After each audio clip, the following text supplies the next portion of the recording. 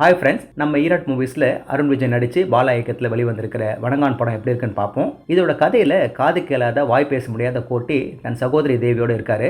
அவர் அங்கே எங்கே சின்ன சின்ன வேலை செய்துட்டு வாழ்க்கையை ஓட்டிட்டு இருக்காரு. இவர் தான் நமக்குன்னு இவர் பின்னாடி சுற்றிட்டு இருக்க டூரிஸ்ட் கைடான டினா. ஒரு சமயத்தில் கோட்டிக்கு ஒரு பார்வையற்ற சிறுமிங்க இருக்கிற அனாதை விடுதலை செக்யூரிட்டியாக வேலை கிடைக்குது. அங்கே சில ஆளுங்க அந்த சிறுமிங்களோட இயலாமையை பயன்படுத்தி விரும்பத்தகாத வேலையை பண்ணுறாங்கன்னு கேள்விப்பட்ட உடனே கோட்டி அவருக்கு தெரிஞ்ச வன்முறை வழியில் அதை முடிவுக்கு கொண்டு வராரு. இதுக்கப்புறம் அவருக்கும் அவரை சுற்றி இருக்கவங்களுக்கும் நடக்கிற சம்பவம் தான் இதோட மீதி கதை. இதோட ஹைலைட்டே நாம ரசிச்ச பாலாவோட பாணின்னு சொல்லக்கூடிய பல விஷயங்க, அருண் விஜயோட டாப் கிளாஸ் பர்ஃபார்மன்ஸ், கோர்ட்டு நடக்கிற விஷயங்க, கடைசியா அந்த மனசை கணக்க வைக்கிற கிளைமேக்ஸ். மேலோட்டமா பார்த்தா இயக்குனர் பாலாவோட இந்த வணங்கான் படம் பெண்களுக்கு எதிராக எது நடந்தாலும் தட்டி கேட்கிற ஹீரோவா சித்தரிக்கப்படுறாரு. ஆனா செக்ஷுவல் வயலன்ஸை காட்சிப்படுத்தும் போது இவ்வளவு பெரிய டைரக்டர் தேவையில்லாத க்ளோஸ்அப்ஸ் வச்சது எதிர்பார்க்கல. அடுத்து பெண்கள்னா உருகிற ஹீரோ அவர் பின்னாடி ஆசையா வரவர் மேல எல்லாரும் முன்னாடியும் கை நீட்டுற மாதிரி அமைப்பாரா? கோட்டிக்கு பேச முடியாத யாருக்கு என்ன சொல்லி புரிய வைக்கிறது, அதுவும் கெட்டதை செய்றவங்கிட்ட.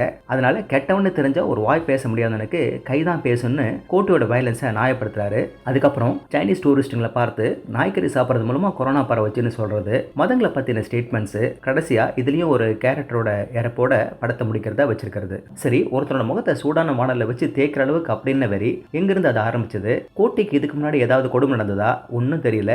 ஏன்னா இவரோட இந்த தன்மையை எஸ்டாப்ளிஷ் பண்றதுக்குன்னு 3 ரத்த கிளையரான சம்பவம் வருது.